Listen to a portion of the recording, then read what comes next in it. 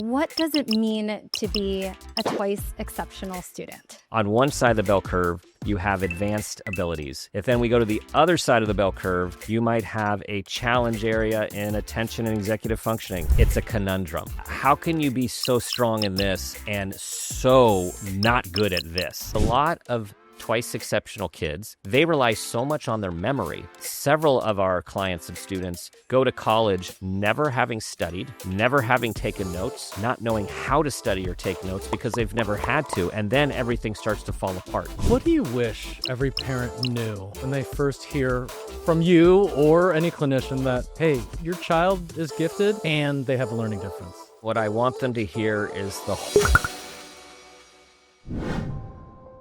Caden is 2E.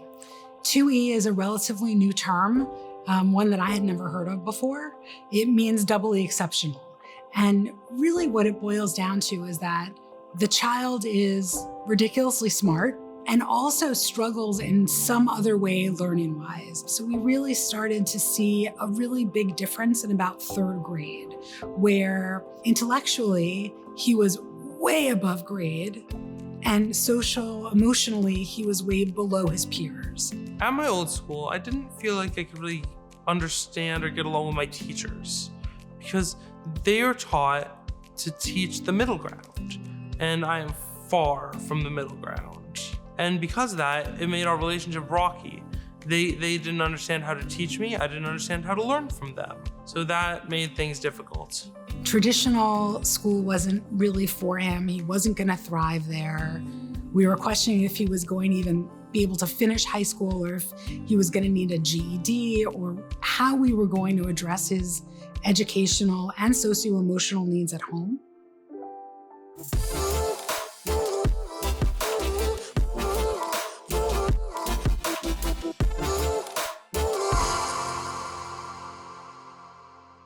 Gifted kids aren't supposed to struggle, right? That's one of the biggest myths about twice exceptional or 2E students. These are the learners who are both gifted and navigating learning, emotional, or attentional challenges that make school uniquely difficult. In this episode of Learning Differently, we're joined by Dr. Dan Peters to explore what it really means to be 2E. We'll talk about how perfectionism, anxiety, and uneven performance often mask both a student's gifts and their needs, and why these students are so frequently missed or misunderstood. Whether they are brilliant writers who struggle with output or math whizzes overwhelmed by routine, twice exceptional students need support that honors both their strengths and their struggles. If you're a parent, educator, or clinician trying to understand or advocate for a 2E student, this conversation will offer clarity, compassion, and a path forward. Dr. Dan, welcome to the show. Thank you. I know there are so many layers to what it means to be twice exceptional. And it's not just that these students are both gifted and have a learning difference. It's that oftentimes their strengths and their struggles mask each other, right? And I think what we have is a very narrow definition of even what giftedness means, which can cause a lot of these 2E students to feel invisible. So Dr. Dan, what does it mean to be a twice exceptional student? So if you're twice exceptional, you have multiple exceptionalities. Some people in the field now talk about it as multi-exceptional because usually when we see a twice exceptional, there's not just two because these are complex beings, but we love the term. So if you're twice exceptional, think of the bell curve. On one side of the bell curve, you have advanced abilities. You have advanced cognitive ability. You may have advanced academic, reading, writing, and math. You might be advanced in performing arts. You might be advanced in leadership, and you might be advanced in athletics. And those actually were part of the original code. We just don't focus on them as much in a formal way in school. If then we go to the other side of the bell curve, you might have a challenge area in attention and executive functioning, like ADHD, social process and emotional regulation, social regulation, like with autism spectrum disorder, dyslexia, dysgraphia with the writing, auditory visual processing. We also have individuals who are suffering from mental health issues like bipolar disorder, depression, anxiety, And then, of course, there is the physical manifestations and the physical issues of visually impaired, hard of hearing, or other medical illnesses and issues, which impact your ability to fully perform to your potential. So you are thus twice exceptional on each ends of the bell curve. What do twice exceptional students wish parents and adults around them understood about their learning difference? So I think of a client from years ago who said, people just don't understand.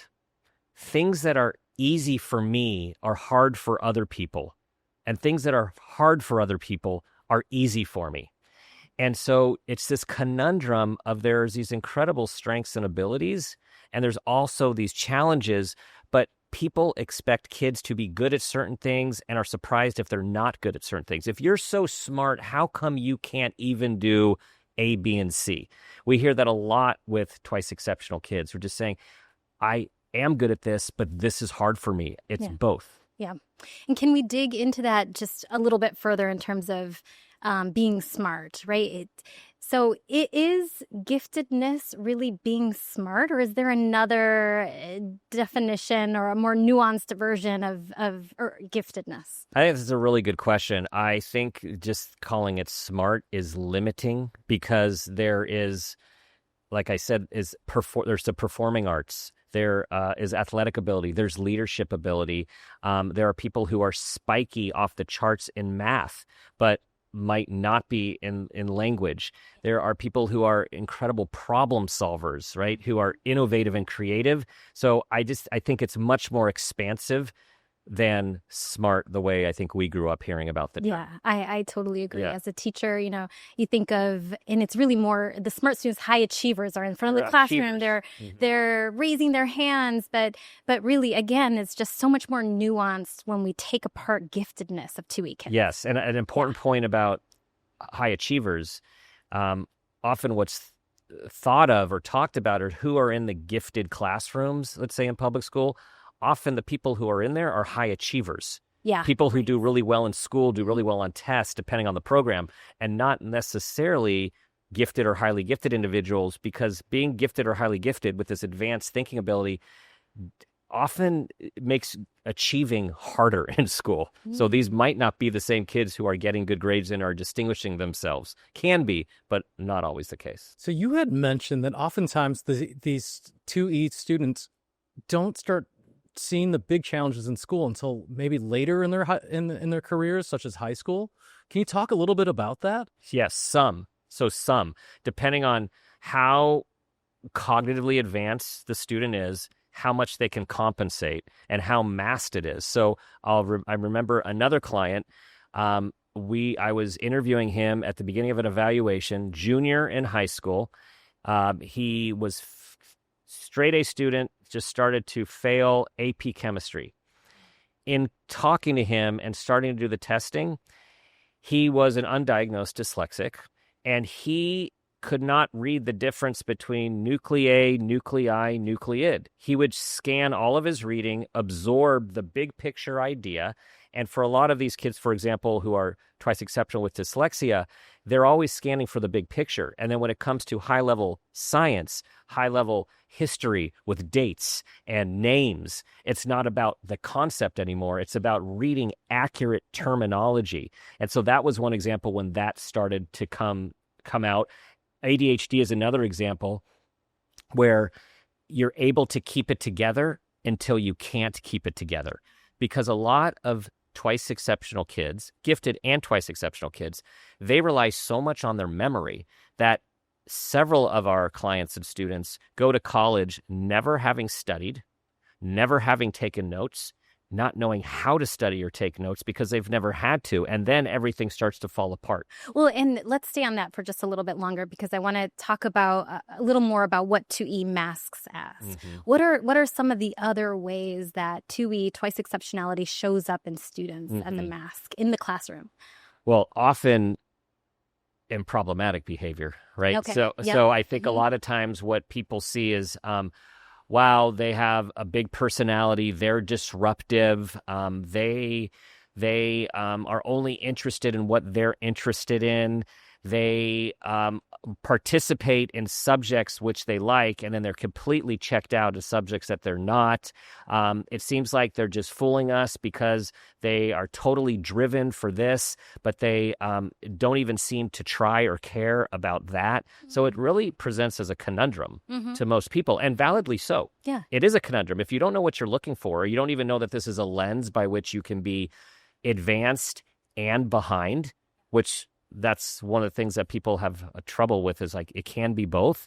So as an educator and as a parent, if you know that there are both, you can hold both of them together and actually see, where does this person come to life? Where is this person's talents? And then conversely, where are the legitimate challenges? Yeah, I think there is sort of this gradual shift where we're now realizing that our kids can be identified as a lot of different things.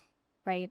And I really like that conversation is happening earlier and earlier right now, because again, we've talked about this before, the late diagnosed adults have just a lot of, from what I've learned, emotion in their experience. And it's hard to undo that as an adult. The adults who are twice exceptional, and many who I've talked to who are very accomplished in their fields, and outwardly accomplished in their fields, they still are waiting to be caught and found out that they're actually a fraud.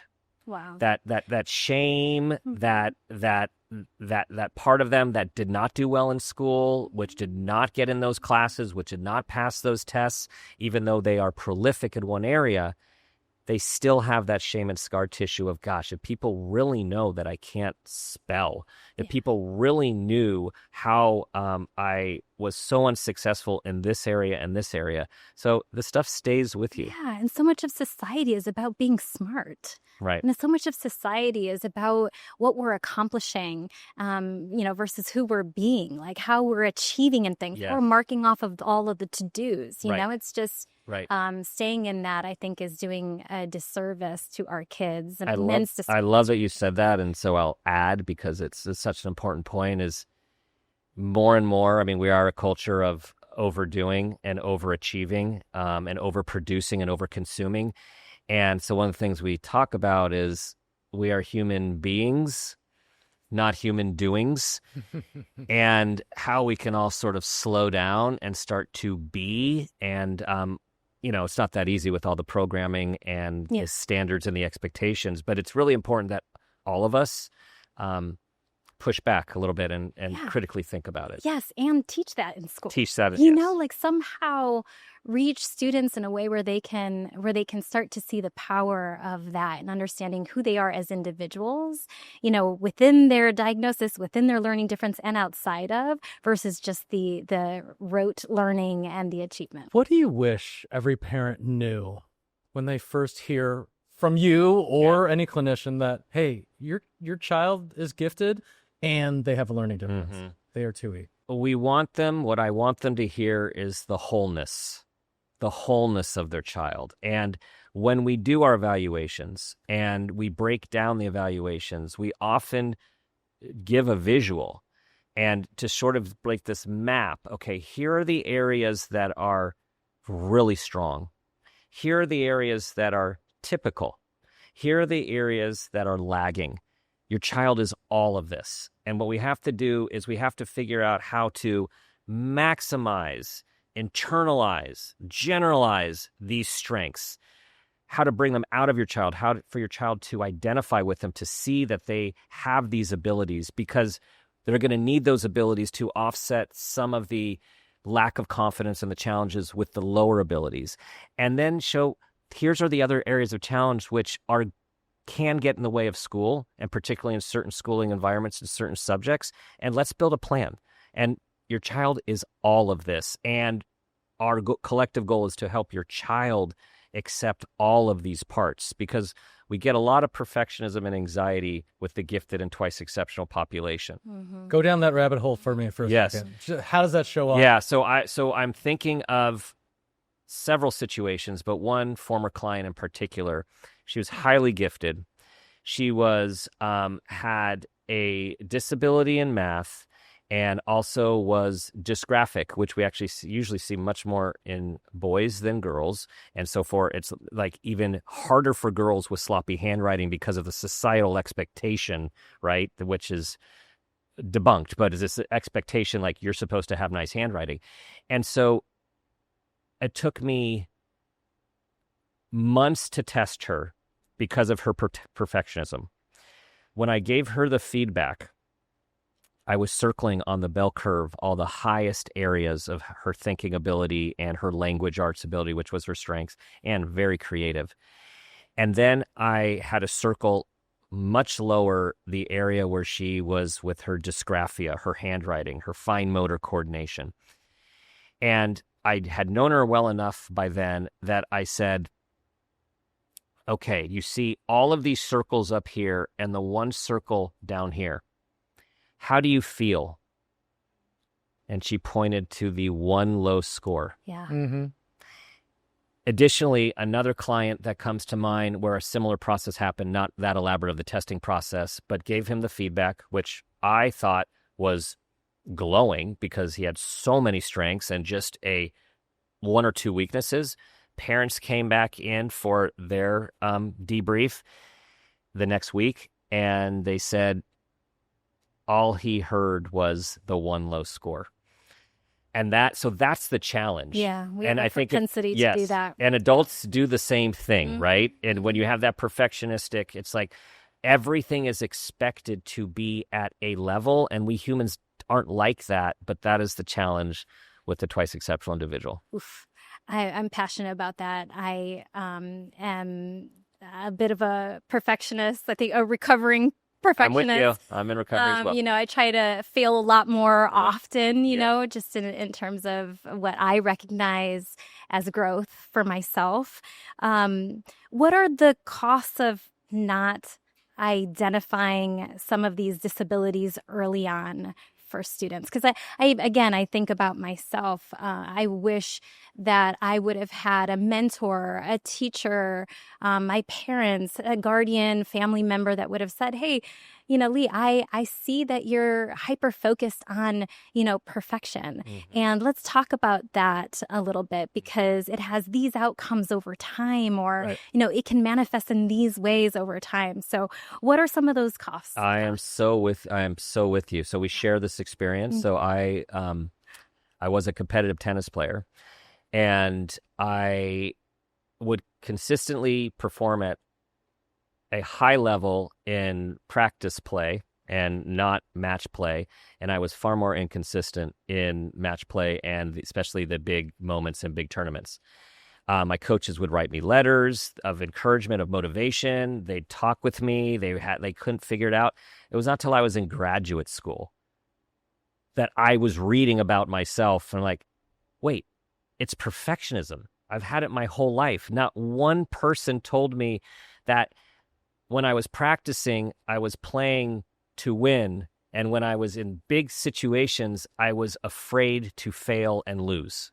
And that mindset is the difference, right, between peak performance and anything. So I feel the more we can deconstruct all of these things for our kids and our students, right? Like perfectionism is a thing. Anxiety is a thing. Your feelings are real. However, you don't always need to feel this way. There are other ways that you can look at things. Did you realize that not everyone has that expectation for themselves as you do, right? So it's like, how do we crack open these human characteristics which tend to run more with this population of people? Because if we can't help someone with their anxiety and with their perfectionism, it's limiting their ability to fully become and be and achieve, and I'm not saying achieve in a overachievement way, but really come to realize their full potential. Yeah, absolutely. I love that. Dan, let's say I'm a parent. I'm curious. I found this podcast, according to this title. Amazing podcast. Amazing podcast. Yeah. Walk us through, what is the actual process for identification and the diagnosis if they think their child is 2E? It's a comprehensive evaluation. I mean, it starts with going to someone who actually knows something about twice exceptionality and I think the terminology has been around maybe 20, 25 years, and it's definitely with neurodiversity. I mean, it's becoming more known that there is something called twice exceptionality. So people are asking about it. There are more websites about it. There are more articles about it. You want to go to someone who has training in it because it is specific training. You have to be trained in giftedness, and you have to be trained in all of the other neurodevelopmental issues and challenges that we've talked about. No, so it's not rocket science. It's just you have to have the lens. And then it generally involves a comprehensive evaluation, whether we call it a psychoeducational evaluation, a neuroeducational, or a neuropsychological. There's lots of terms, but you're looking at cognitive ability, verbal cognitive ability, nonverbal. You're looking at working memory. You're looking at processing speed. You're looking at academics, reading, writing, math, if possible, science. You are looking at attention. You're looking at executive function skills.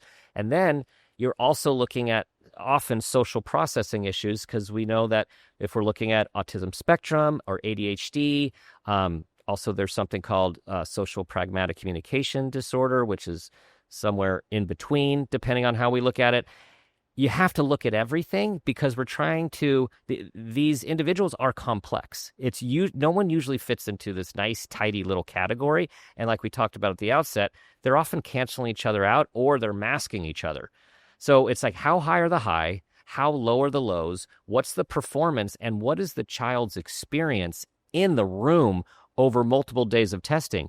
Because you see the anxiety, you see the perfectionism, the person who has a lot of information and they're not answering questions because they're not 100% positive they're going to get the question right. So we have to look at qualitative responses. Whose foot's going up the whole time? Who is looking out the window? Who's always changing the subject? Who is refusing to do things they're not good at and then loving the things that they're good at? So all of this comes up with an analysis, some interpretation, and then some findings with recommendations. I'm gonna go with this for a second, Dan. All right. So how long does that take? That sounds exhaustive. It can be a while, and it's great if you can get it through a public school situation from someone who knows, because of course cost is a factor, and there are community counseling centers and college counseling, university counseling centers that have lower cost. I would say from what I'm talking about, it'd be minimally 8 hours of testing, but not in one day. I mean, it's best we often break it up in 2-hour segments. We like to see people over multiple days because kids and adolescents show up differently in different days, depending on what's going on, depending on their rhythm, depending on what happened to them that morning. And then older kids and young adults, you can do longer sessions just because they have the brain power for that. But unfortunately, it's something for people to be aware of, that sometimes the testing centers, because they're really managing lots of people, they're managing their caseloads, and they're managing out-of-towners, which we have to do as well. And so you're sometimes cramming it all in one day. So imagine a 10-year-old getting 3 or 4 hours of testing in the morning and 3 or 4 hours of testing in the afternoon. And one of the things you're testing them for is attention and executive functioning issues. So those are not the optimal situations because of so many confounding variables. Yeah, absolutely. So you mentioned, Dr. Dan, the importance of creating a plan earlier. How can families effectively advocate for their 2E students who don't, quote unquote, fit the mold? Mm-hmm. They don't fit the mold. They don't fit right? the mold. They don't fit No. the mold. So, you hear me talk about holistic a lot, and the plan has to be holistic. There are the strengths and there are the challenges. We have to focus on both. So the best plans have both. They have differentiation, full acceleration, partial acceleration, individuation for the strength abilities. If a person is 10, let's say a person is a 5th grader, and their verbal abilities and the reading and the writing abilities are in 8th grade, we got to go there. We got to keep them. This isn't about get good grades. This is about how do you keep learning? How do you keep being engaged? How do we stretch you? And conversely, if someone has attention executive functioning issues or has a math disability and they're performing, or handwriting, they're performing as an 8-year-old or let's say a 3rd grader, we have to remediate. We have to accommodate. We have to teach in a way where that child can learn, leveraging maybe the high verbal abilities. So an effective plan covers everything. So where do you find that most traditional schools are kind of hamstrung in being able to accommodate these kind of kids? Yes, many are. Some states actually have gifted plans and twice exceptional plans where you get an IEP for giftedness and you get an IEP for your disability, and special ed and the gifted programs go hand in hand. Those are some, but not the majority of states. So the problem is if you don't have a gifted program, you often don't get acceleration unless you're lucky with a teacher who just naturally has this experience and really knows how to individuate. And I'm going to get back to about teachers in a second. And then if you do have a gifted program, all gifted programs are different. So some gifted programs are on literature. Some gifted programs are on STEM. But if you're not gifted in those areas, or you have another exceptionality like attention and executive functioning challenges or dyslexia, you can't compete and excel and keep up at the same level without those accommodations. So that's one problem. The other challenge when you are remediating or resource or however way we're trying to support and scaffold those abilities that are lower, gifted individuals have often very advanced thinking and creative thinking and go in depth. And so if the intervention is very remedial and rote, you're not going to get a student who engages, and you're going to get a bright student who thinks that you're treating them like they're stupid. And then they disengage. So there's this is not easy. No, there's multiple so challenges. multi-layered. It is multi-layered. Yeah. And it's, I think one of the reasons we're so passionate about personalized education, right? Because we need to meet these kids where they're at and understand how layered their experience actually is. Yes.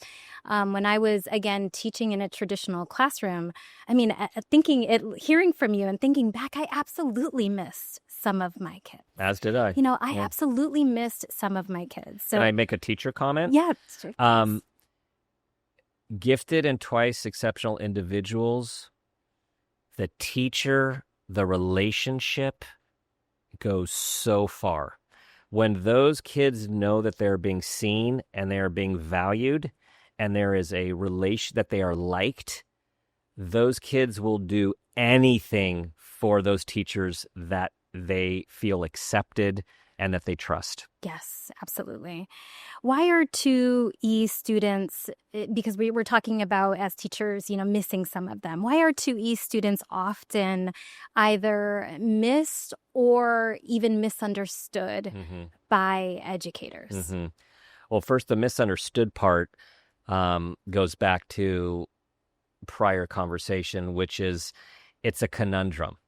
Like, how can you be so strong in this and so not good at this? And how come I have to tell you this 3 or 4 times? And how come you don't bring in your homework? And yet here you are lecturing me and the whole class on this topic, right? So it's this hard to understand. It's hard to put this like this is all in the same person.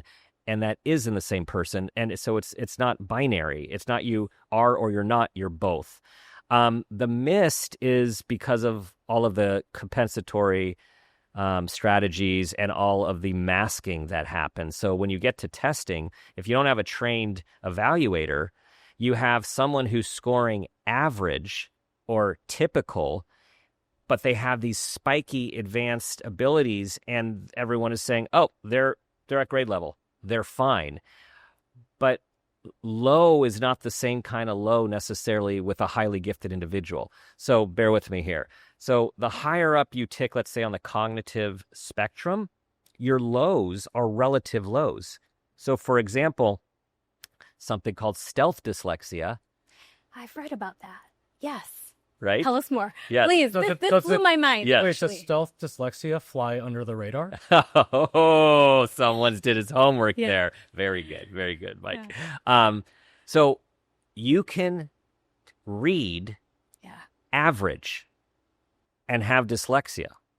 People are like, no, that's not possible because the data says that if you're in the grade expected level, which actually goes very low, which is grade expected, to above average, there's no way you can have a reading disability. But if your cognitive ability is in the top 1 percentile and your reading ability is at the 50th percentile, which is grade appropriate, if you look at a bunch of other factors, which we would have to look into, it's very common that you have dyslexia when all of the other things pan out. We call that stealth dyslexia because it does fly under the radar. But these people are frustrated, they're underperforming, they're anxious, and they're often checking out. You know, when we opened the conversation, you talked a little bit about the holistic look at supporting kids with 2E. We talked a lot about academics and how to support them, differentiation, pacing. I'm wondering if we could talk a little bit and what should we know about the behavioral and social impacts for kids with 2E? Yes. So it's often hard for gifted and twice exceptional kids to find peers. And when we talk about twice exceptionality again, we're talking about lots of different groups, right? So a twice exceptional kid with who's on the autism spectrum is going to look one way, and often we look at social challenges and trying to help them find people that they connect to and who understand them.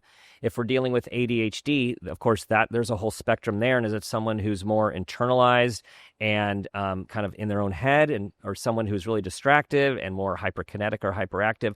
So in all of these cases, you're trying to find peers and you're trying to find acceptance because we have this world of conformity, right? Like, how do you conform? And it can be really painful. And so we are really a big part of putting a plan together. And what we're concerned about with gifted and twice exceptional kids is their social and emotional development.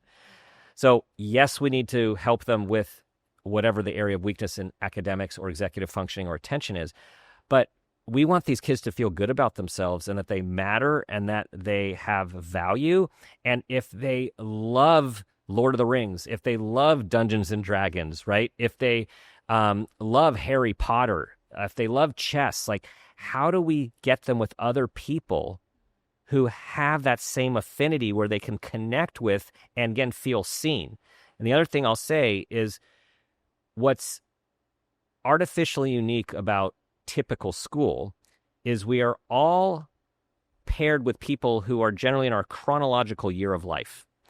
And when you have twice exceptional individuals, they are up here, they're here, they're here, and they're here. So they can connect. What cohort do you fit into? Exactly. Right? And we can have them fit into, ideally, you have them fit into several cohorts. So there are 10-year-olds who get along really well with 7 and 8-year-olds. And as long as that works, those can be their peers. But yet they might have intellectual ability and interests at a 12, 15, 18-year-old level with their knowledge base. And then we want them with those people in safe environments doing those activities together and feeling mirrored and valued. Does that go back to what you were saying in terms of the relationship with the teacher? And do you find that these our 2E gifted students are more drawn perhaps to adults? They're often seeking that connection with adults when adult actually has their same sense of humor. So there are a lot of twice exceptional kids that their sense of humor is advanced and they're dropping these funny bombs and no one gets it except the adult in the room, right? And then they're like, yeah, you got me. And so absolutely, I do think it's a combination of being seen and having some connection with an adult on a intellectual or topic area, and also a disconnection with other same age peers. My takeaway is that discovering twice exceptionality is liberating in a lot of ways for these kids. And it's like they finally understand that what they're experiencing in all of its layers is a brain difference. And I think it's almost, it's a beautiful framework even for understanding ourselves. Yes. Liberating is a great word. And, we know there's the pros and cons of social media these days, TikTok and other. Focusing on the positive aspects right now is there is such an affirming movement happening with neurodiversity and twice exceptionality that kids are more and more, since I've been in the field and since my hair has gone from brown to gray, is that people are owning this as, I'm twice exceptional. I'm on the spectrum, Yes. or I have ADHD, and this is what I'm good at, and this is what's hard for me, and this is who I am. And I think a lot of us adults can take a page from these kids who are stepping into their diversity. Yeah. But I have seen a difference, and I do find that the term of twice exceptionality is very affirming Yes. for these kids, Yes. because they can hold both. Like, I'm this and I'm this. And what a beautiful way to live, right? Is to just affirm your differences, understand why they're important, and why you have value in the world just as you are. Yeah. So as a parent, what am I possibly hearing from the school teachers or the counselor that might point me in the direction of thinking, maybe my kid's 2E? I just don't understand. Your child tells me everything about history in the area that we are learning, knows everything that we have studied and more, and fails all the tests. Your child has good things to say, but doesn't wait his or her turn and always is blurting out the answer. Yes, it's the correct answer, but is always blurting out the answer. I don't understand. Your child seems to never be paying attention, but it seems like when I call on them, they actually know the answer. Your child has the ability to articulate about all of the subject matter, but the writing is like so young and childish and nowhere compared to the knowledge level. Your child is always interrupting and seems to not be paying attention to reading the room and what's going on in the room, but has a lot to add when it comes to the issues and the topics that they're interested in. Otherwise, they just completely check out. All right, it's now time to separate fact from fiction. It's time for some myth busting. Are you ready, Dan? I am ready. Myth number 1, gifted kids don't need academic support. They are going to be fine on their own. False. They need whatever they need, and whether that is acceleration for their advanced abilities, not so they keep achieving, but so they don't check out. They don't give up on the school system. They don't give up on teachers, and they don't give up on learning. So they need acceleration, differentiation, and individuation on their advanced abilities. And when they're twice exceptional, they need help, support, scaffolding for their areas of weakness or challenge so they can still learn and engage and not check out. Myth number 2, if a student is struggling, they're probably not gifted. Not true. They could be twice exceptional. Of course, if we see some advanced abilities, if they've been tested, if they are verbally precocious, if you see them differentiating themselves and having a keen, bright mind, and they're struggling in school, there can be several reasons for that. A learning disability, a processing issue, a mental health issue, or just checking out and going inward because they are not seeing value, being seen, or feel the point to what's going on. Myth number 3, being twice exceptional is just an excuse for gifted kids to have poor behavior. False. We've got to ask, what does the behavior mean? Why is the behavior happening? And so often we know that traditionally people, schools, focus on behavior, not what's going on behind the behavior. Is it anxiety? Is it something going on at home? Is the child being bullied? It can have absolutely nothing to do with the advanced abilities, and to put that on twice exceptionality as an excuse is inexcusable. Dr. Dan, thank you for being here. We've learned so much about 2E kids through your insight and your perspective, and we appreciate you being with us today. Thank you, guys. Really appreciate it. Every student learns differently, and understanding how your child learns can change everything, from their school success to everyday confidence. That's why Fusion Academy created a short quiz to help you better understand your students' learning DNA. In just a few minutes, you'll get personalized insights into your students' unique learning preferences, plus tips to better support them at home and in the classroom. Take the quiz today. It's quick, it's free, and it may just unlock your students' full potential. Visit fusionacademy.com/podcasts. That's fusionacademy.com/podcast. We know learning differently requires showing up differently. So here are some tools, insights, and strategies to help. It's time for real talk, real tools. Twice exceptional students often live in the tension between high capability and real struggle. In a traditional setting, their strengths can mask their needs, or their needs can overshadow their gifts. But in a personalized one-to-one classroom, we don't have to choose which to support. We can do both. One-to-one learning allows teachers to differentiate not just by level, but by interest, processing style, and pace. A student might explore advanced science concepts through storytelling or use speech-to-text tools to express big ideas without the block of handwriting. Try this. If you're working with a 2E student, offer choice in how they demonstrate understanding, written essay, audio reflection, visual project. You're not lowering the bar, you're removing the barriers. That is the power of personalization. In a one-to-one environment, giftedness and learning differences don't have to compete. They can coexist and even elevate each other. Lynna, I think you hit the nail on the head, right? Personalized learning is really where it's at, in which we can customize a student with 2E's strengths and be able to support the challenges that they have. I'm thinking about Maddie. Graduated a few years ago from one of our Fusion Chicagoland campuses. Brilliant digital sculptor. Would go in every single day, and as part of their free time, they would just go in and basically 3D sculpt these cosplay quality dinosaur and dragon masks. Amazing. Right?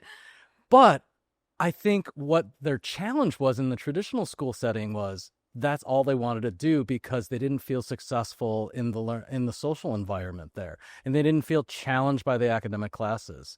What we were able to do at that campus was basically be able to couple Maddie's interest in digital art, but also be able to bring all the things that they needed to be able to graduate with a high school diploma and be able to build those relationships with teachers that they felt comfortable with, right? Remember when Dan said that these adult relationships are critical for 2E kids?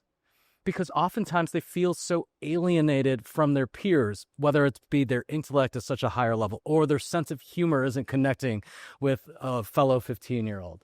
I'm just thinking about the success that we had with Maddie. You know, the role that we play in the lives of our 2E kids is so critical, right? It is the power of connection.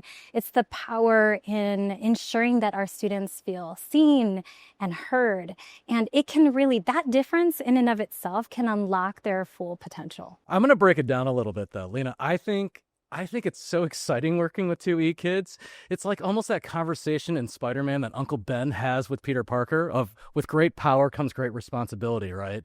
Or we are in that pivotal time in which these kids are working through their identity, and we could steer them in the right direction where they could become Lex Luthor, or they could become the next Nobel Prize winner for humanitarian aid.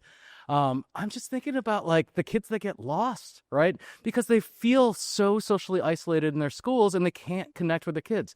I would love for every kid to be able to experience what they have at Fusion. Yeah, I agree. And it's, how can we get them what they need sooner? Right? Because we know that providing them with what they need is going to be so critical with how they grow and unfold as adults in society, in the world. What I remember most about this one student, Morgan, was that she was taking these advanced college level math classes that her school wasn't able to offer with us. Yet being able to step into a social space, navigating those conversations was the hardest thing in the world for her. I think what we did was matched her very deliberately with some teachers that were on her level in terms of intellect, challenged her in the classroom, but then also created a really safe space for her in the social cafes that we have. 2E students are complicated. They don't always have great executive functioning. They're usually super messy. They want to make sure that they understand and have buy-in in what they're doing, that it's not just busy work. And Fusion sort of fixes that problem, right? They teach students how to be students, how to have executive functioning, how to take care of their schedule. So while I was doing math at Fusion, the teacher, because I really struggled with math, brought in a game I like, Magic the Gathering. And she was able to teach him math through Magic the Gathering trading cards. And it was, in fact, pretty magical. Caden pulled, I think, an A in math where he has never pulled an A in math ever. The one-on-one style, working at your pace, with your interests tied in, it was incredible. My brain works so fast, I can comprehend things and understand things faster, meaning I can keep moving forward through the curriculum of the class at a pace that matches how I learn. I felt like I was understood as a student and as a person. If everyone could be taught the way Fusion teaches students, think of how amazing this world would be. Think of how much people could accomplish without trying to fit in the box. It would be extraordinary. Fusion changed everything for my kid, but really it changed my kid's life trajectory. It changed his mindset, self-esteem changed. He was working in the music studio, composing, editing, and engineering music. He had already written his first novel, and he would not be where he is today if it wasn't for Fusion. Well, I don't want to cry. I don't think my makeup's waterproof. If you asked me in middle school, we didn't even think Caden was going to graduate high school. And now he's about to enter his second year of college and he's thriving. And now my favorite part of the show, where the numbers, the neuroscience, and the public policy intersect. It's time for the Research Roundup. According to the National Center for Research on Gifted Education, many 2E students are not formally identified until high school or later. The challenge, of course, with late identification of any learning difference is that we could have been better supporting the student earlier. And then second, a study by Baum, Renzulli, and Hebert found that twice exceptional students are more likely to experience anxiety, depression, and disengagement from school than the traditional student population. And this brings up a lot of questions about how underserved these students truly are in a traditional school environment. I think what is shocking is that the majority of 2E kids aren't diagnosed until they're in high school. So that leaves, just the majority of their formal developing years without a diagnosis. And we know the emotional toll, the mental toll that has on students with this disability. And the pressure, right? You talked about the societal pressure for achievement. These kids, all the behaviors that Dr. Dan was talking about, of they're able to do this, but then they're not able to do that. And usually the that they're not able to do is to be able to demonstrate the skills of a highly successful high school student or a middle school student. Yeah, exactly. How can we get them identified earlier on in their formal years and give them the support systems and tools that they need, whether it's in a traditional classroom or in a personalized classroom? Yeah, I think today we got some great tips and some things to watch out for by Dr. Dan for both parents and teachers in the classroom. They're going to see these behaviors manifest themselves in students, and his challenge was to ask why we see these behaviors, and perhaps this is the reason, or this is the way that we unlock it, by understanding what 2E truly is. Thanks so much for joining us on Learning Differently. We're grateful that you're here doing the work, asking the questions, and showing up for the students who need it most. Supporting learners who think and experience the world differently takes curiosity, care, and corazón, heart. Because when we understand how they learn, we unlock who they can become. See you next time.